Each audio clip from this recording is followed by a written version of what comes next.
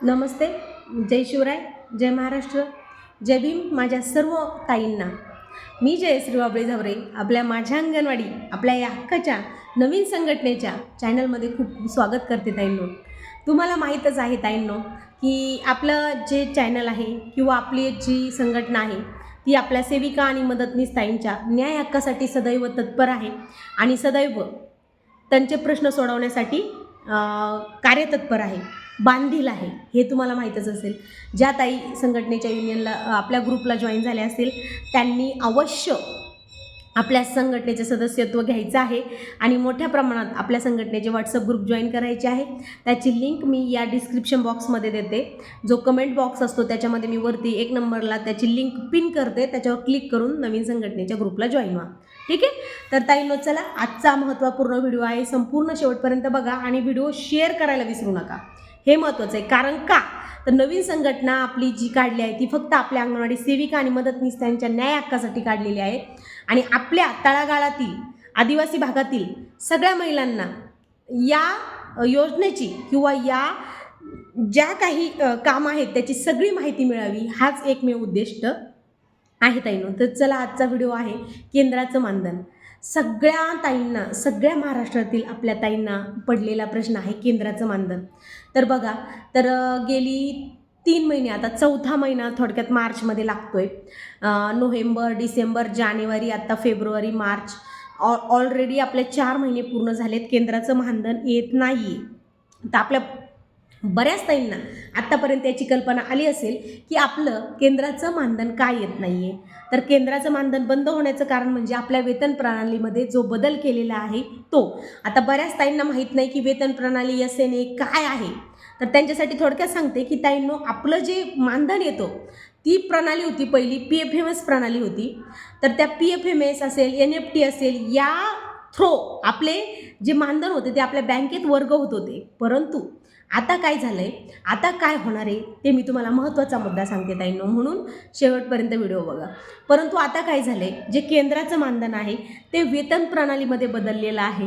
थोडक्यात SNA जी प्रणाली आहे, जी रिझर्व्ह बँकेकडून विकसित केली गेलेली खास वेतन, म्हणजे जे सरकारी कर्मचारी आहेत त्यांच्यासाठी, जे खास सरकारी कर्मचारी आहेत त्यांच्यासाठी ही वेतन प्रणाली विकसित आहे. आणि हे सगळे पेमेंट्स, गव्हर्नमेंट पेमेंट्स हे वरून आपल्या RBI, रिझर्व्ह बँक ऑफ इंडियामधून वर्ग होतात आणि अगदी माऊसच्या एका क्लिकवर ते सगळ्या महाराष्ट्रात पोहोचतात.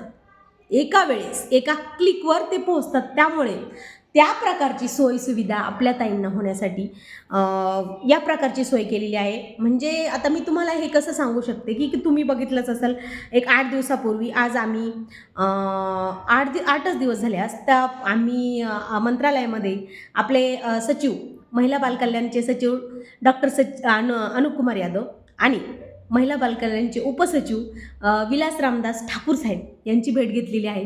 तिथे हे प्रश्न मांडल्यानंतर आम्हाला त्यांनी या प्रकारचा खुलासा केलेला आहे आणि सगळ्यात मोस्ट वॉन्टेड सगळ्या ताईंना पडलेला महत्त्वाचा मुद्दा आम्ही तिथे घेतला. तो म्हणजे आपल्या सेविका आणि मदतनीस ताईंना मानधन कधी येईल. तर याचं उत्तर देखील पुढच्याच याच्यात देणार आहे. परंतु याच्यात बदल का केला गेला हे सांगते मी तुम्हाला. की बदल यासाठी केला गेला की आपल्या सगळ्या सेविका आणि मदतनीस ताईंना 1 हप्ता राज्याचा यायचा, 1 हप्ता केंद्राचा यायचा, 1 हप्ता केंद्राचा यायचा, 1 हप्ता राज्याचा यायचा. म्हणजे आपल्याला मानधन हे विभागून येत होतं. बरोबर ताईंनो. तर कधी कधी ते एक सोबतच यायचं, एका दिवसामध्ये जमा व्हायचं किंवा अल्टरनेटिव्ह डेजला जमा व्हायचं. परंतु ते थोडेसे कालावधीने, म्हणजे एकत्र कधी मानधन येतच नव्हतं आपलं ताईंनो. बरोबर ना. आपलं मानधन कधी एकत्र येत नव्हतं. त्यामुळे आता एका क्लिकवर एकाच दिवशी संपूर्ण महाराष्ट्रात आपलं मानधन येण्यासाठी जी प्रणाली विकसित झाली आहे, जी वेतन प्रणाली विकसित आहे ती आहे स्पर्श प्रणाली. स्पर्श प्रणाली म्हणजे त्याचा अर्थच आहे एकदा स्पर्श करून, एकदाच क्लिक करून सगळ्या महाराष्ट्रात मानधन जमा होणार. आणि आनंदाची गोष्ट म्हणजे आपलं केंद्राचं आणि राज्याचं मानधन हे एका क्लिकवर एकाच वेळी आपल्या खात्यात जमा होणार. त्यामुळे थोडासा संयम धरणं आपल्या भगिनींना खूप गरजेचं आहे ताईंनो. आपल्याला एक स्वरूपात मानधन येणार आहे. त्यामुळे सध्या थोडंसं धैर्य धरा. त्याच्यासाठी लागणारे डॉक्युमेंट्स मी पुढे सांगणारच आहे. तोपर्यंत आपलं मानधन कधी येईल हा एक खूप महत्त्वाचा मुद्दा आहे. तर आपलं मानधन हे मार्च एंडपर्यंत येऊन जाणार आहे. ज्या ज्या प्रकल्पांनी हे मी जे डॉक्युमेंट सांगते ते डॉक्युमेंट जर पुरवले असतील, तो स्पर्शचा फॉर्म ऑनलाईन असतो, तो सुपरवायझरनी फिल केलेला असेल, CDPOनी भरून दिलेला असेल, तर 100% मार्च एंडला त्या त्या प्रकल्पांचे मानधन एकदम येऊन जाणार आहे. तुमचं 4 महिन्याचं असो, तुमचं 5 महिन्याचं असो, तुमचं 2 महिन्याचं असो, सगळे मानधन हे एकाच दिवशी एका क्लिकवर जमा होणार आहेत बघा. तर आणि ज्या प्रकल्पांचे मानधन हे उशिरा आलेले आहेत, म्हणजे ज्या प्रकल्पांनी डॉक्युमेंट्स हे उशिरा केलेले आहेत किंवा उशिरा भरलेले आहेत, त्यांचं मात्र एप्रिलपर्यंत मानधन जमा होईल. त्यामुळे ह्या सेक्टर मिटिंगला, ह्या रिपोर्टच्या MPRच्या मिटिंगला सगळ्यांनी न चुकता आपलं आधार कार्डची झेरॉक्स सगळ्यांनी लिहून घ्या हवेच तर. आपल्या आधार कार्डची झेरॉक्स, आपल्या पॅन कार्डची झेरॉक्स आणि आपल्या बँकेच्या पासबुकची झेरॉक्स, त्यानंतर तुमच्या बँकेच्या त्या खात्याचा एक कॅन्सल चेक. आता चेकबुक ज्या ताईंना आहे त्यांना काही इश्यू नाही, पण ज्या ताईंचं चेकबुक नाही आहे त्यांनी आपल्या बँकेत जाऊन चेकबुक काढायचं आहे आणि चेकबुकचा एक ब्लँक त्याच्यावर काट मारायची आणि त्याच्यावर कॅन्सल नाव लिहायचं आणि असा एक कॅन्सल चेक आपल्या ऑफिसला जमा करायचा आहे. आणि सगळ्यात महत्त्वाचा मुद्दा म्हणजे तुम्हाला आधार ॲज पर आधार, म्हणजे जे आधारवर नाव आहे स्पेलिंग मिस्टेक सहित जे आधारवर नाव आहे ते पॅन कार्डवर पाहिजे आणि तेच पासबुकवर पाहिजे, तेच चेकबुकवर पाहिजे. नावाची स्पेलिंग मिस्टेक करू नका. जर नाव बदललेलं असेल तर तुमचं मानधन यायला उशीर होऊ शकतो, डॉक्युमेंट क्युरी निघू शकतात.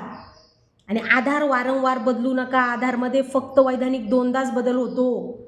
आता जर तुम्ही यापूर्वी 2दा आधारमध्ये बदल केला असेल तर तुमचा आधार बदलणार नाही. त्यामुळे डॉक्युमेंट्सविषयी खूप काळजी घ्या. ठीक आहे. तर तुम्हाला आपल्या ऑफिसने आत्ता डॉक्युमेंट मागितल्या असतील, परंतु या डॉक्युमेंटमध्ये आम्हाला मागितलेल्या डॉक्युमेंटमध्ये आधार कार्ड, पॅन कार्ड, तुमचं बँकेचं पासबुक झेरॉक्स आणि एक कॅन्सल चेक आहे. चेकबुक ज्या ताईंकडं नाही त्यांनी आपापल्या बँकेत जाऊन चेकबुकसाठी फॉर्म भरायचा आहे आणि चेकबुक मिळवायचं आहे. ते चेकबुक तुम्हाला बँकेत मिळत नाही, ते बाय पोस्ट प्रिंट होऊन तुमच्या पोस्टल ॲड्रेसवर येत असतं. ही चेकबुकची प्रोसेस आहे. ठीक आहे. अजून तुम्हाला काही शंका असतील तर त्या 100% व्हिडिओमध्ये विचारा. न घाबरता, न मनात संकोच बाळगता व्हिडिओमध्ये लिंक तुम्ही कमेंट करा. लिंकनी तर नवीन संघटनेला जॉईन व्हाच, जिथे तुम्हाला व्हॉट्सअपला माझा नंबर देखील मिळेल. जर काही शंका असेल तर तुम्ही ऑल टाईम 24/7 कधीही कॉल करू शकता. तुमच्या हक्काची भगिनी तुमच्यासाठी नेहमी तुमच्या प्रश्नांची उत्तरं देण्यासाठी तयार आहे. तर खूप ताईंचा हा प्रश्न होता, केंद्राचं मानधन का येत नाही, तर ते ऑनलाईनच्या कारणासाठी येत नाही. दुसरा प्रश्न होता ते कधी येईल, तर ते 100% कागदपत्र तुम्ही जसे जमा केले आहेत त्याप्रमाणे येईल. बरोबर. तर केंद्राचं मानधन का येत नाही, कधी येईल आणि किती येईल हे सुद्धा महत्त्वाचं आहे. तर तो खूप महत्त्वाचा मुद्दा आहे बघा. कारण तुम्ही जसं बघता की 2017पासून आपलं एकदाही केंद्राचं मानधन वाढून आलेलं नाही आहे. म्हणजे 2017पासून इतकी महागाई वाढलेली आहे, पण केंद्राचं मानधन वाढलं का? नाही वाढलं केंद्राचं मानधन. महागाई वाढली, सगळ्या गोष्टींचे भाव वाढले, गॅस वाढला, पेट्रोल वाढलं, जीवनावश्यक वस्तूंचा भाव वाढले, परंतु केंद्राने 1 रुपया मानधन वाढवले नाही. याच्या व्यतिरिक्त केंद्राच्या जे केंद्रीय कर्मचारी आहेत, सरकारी कर्मचारी आहेत, त्यांना मात्र दरवर्षी कितीतरी इन्क्रुमेंट दिली जाते आणि आता त्यांना 8वा वेतन आयोगसुद्धा लागू होणार आहे 2026पासून. परंतु अंगणवाडी सेविकांच्या वाट्याला नेहमी हेळसांड आलेली आहे आणि केंद्राने कधीच अंगणवाडी सेविकांच्या प्रश्नाकडे लक्ष दिलेलं नाही आणि जेवढे जास्त कामं लावलेत ते फक्त केंद्र सरकारने कामं लावलेत. त्यामुळे केंद्र सरकारला वठणीवर आणायचं असेल आणि केंद्र सरकारला जाब विचारायचं असेल तर आपल्याला दिल्लीवारी करणंच आहे. एक दिवस आपल्याला ह्या महिन्यात ऑलमोस्ट बघू प्लॅन काय होतो, बट एप्रिलच्या पहिल्या आठवड्यात आपल्याला दिल्ली टूरचं प्लॅन करायचं आहे. ज्या महिलांना शक्य आहे दिल्लीला येणं त्यांनी मोठ्या प्रमाणात संघटनेला नावं द्या. आपण बाय ट्रेन रेल्वे तिकीटं बुक करू आणि त्यानंतर आपण दिल्लीला जाऊ. कारण आपल्या ज्या आणि हा मानधनवाढीचा जो लढा आहे ताईंनो, तो आपल्याला स्वतःचा लढा स्वतःसाठी लढायचा आहे. गेली 40 वर्ष या मानधनवाढीचा संघर्ष आपण दुसऱ्याच्या जीवावर करत आलो, संघटनांच्या नावावर करत आलो. परंतु आता तसं नाही ताईंनो. आता आपल्याला आपल्या संघर्षासाठी स्वतः उभं राहावं लागणार आहे, स्वतः लढावं लागणार आहे. कारण आपल्या सगळ्या नवीन ताई आता शिकलेल्या आहे. त्या आता कोणत्याही आमिषाला बळी पडणार नाही आणि कोणाच्याही दबावाखाली येणार नाही. त्यामुळे जो काही रीतसर आपल्याला लढाई लढायची, चतुर्थ श्रेणीची असेल, गुजरात सरकारच्या मानधनवाढीची असेल, ती रीतसररित्या आपल्याला लढायची आहे आणि जिंकायची आहे. त्यामुळे केंद्राचं मानधन वाढवणं खूप गरजेचं आहे. इतके दिवस झाले 7-8 वर्षापासून केंद्राने मानधन वाढवलं नाही. त्यासाठी आपल्याला दिल्लीला तर जायचंच आहे. ज्या ज्या ताईंनी यायचं आहे त्यांनी संघटनेतर्फे आपल्याला युनियनच्या तर्फे नावं देऊन टाका. आपण नक्कीच केंद्राच्या मानधनवाढीसाठी प्रयत्न करणार आहोत संघटना तर्फे. आणि हा प्रयत्न अजून कुणी करणार अशी अपेक्षा आपण करायची नाही, आपण स्वतः करायचं आहे. ठीक आहे. तर वेगवेगळ्या पद्धतीने व्हिडिओमधून आपण ऑथेंटिक माहिती देण्याचा प्रयत्न करत असतो.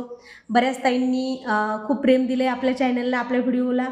आणि तळमळसुद्धा ताईंना कळून येते की कामाचे व्हिडिओ लावणारे हजारो चॅनल आहेत आणि दिशाभूल करणारे सुद्धा हजारो चॅनल आहेत. परंतु आपल्याच एकमेव नवीन संघटनेमार्फत फक्त ऑथेंटिक खरी माहिती दिली जाते. आणि यासाठी आपल्या ताईंची फसवणूक होऊ नये यासाठी आपल्या सर्व ताईंना आपले व्हिडिओ शेअर करत राहा, जेणेकरून जास्तीत जास्त ताईंपर्यंत आपली ही माहिती पोहोचेल आणि नवीन संघटनेचं कुठेतरी पुन्हा एक प्रत्यारोपण होऊन जे प्रस्थापित आहे त्यांना एक विस्थापित किंवा त्यांची दुकानदारी बंद करण्यासाठी नवीन संघटनेचा समन्वय समितीतर्फे भक्कम पर्याय उपलब्ध करून दिलेला आहे. आणि आपली समन्वय समिती आपल्या ताईंना न्याय देण्यासाठी हमेशा कटिबद्ध आहे. फक्त विश्वास तुमचा राहू द्या, अशी साथ राहू द्या, तुमच्या सहकार्याची अपेक्षा आहे. एवढंच सांगते आजच्या व्हिडिओमधून. आणि व्हिडिओ आवडल्यास नक्की शेअर करा. काही मुद्दे पटत नसल्यास त्याची पण कमेंट करा. जे मुद्दे पटतात त्याच्याविषयीसुद्धा कमेंटमध्ये बोला. चला तर मग नेक्स्ट व्हिडिओमध्ये नेक्स्ट विषय घेऊन भेटूयात पुढच्या व्हिडिओमध्ये. तोपर्यंत जय महाराष्ट्र माझ्या सर्व ताईंना.